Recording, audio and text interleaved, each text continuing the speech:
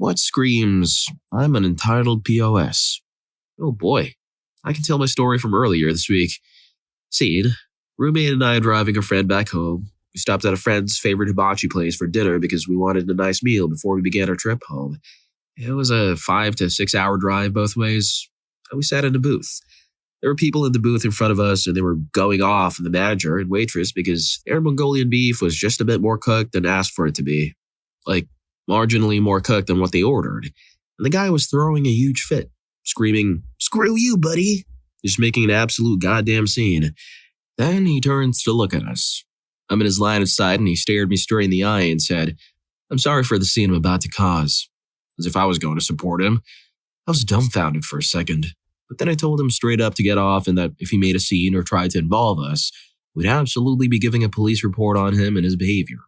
It's not like the beef was inedible or even remotely far away from what he asked, but like, my dude.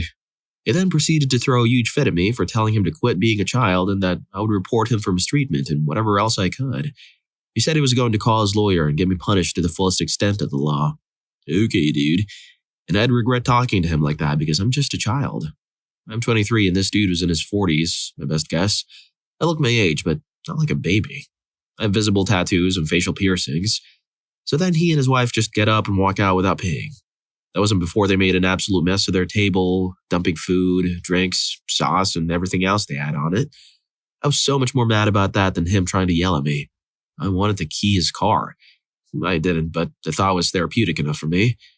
But yeah, they left without paying or saying anything further after they made a huge mess at the table. The manager came back to talk to us about what happened because it was a mess. But we weren't too bothered. Like, it was upsetting, but we weren't mad at the staff because obviously it wasn't their fault. But yeah, I witnessed a couple in their 40s act like complete and utter children because their beef was cooked slightly more than they asked for and then told them to eat mess because they tried to make me and my friend support them.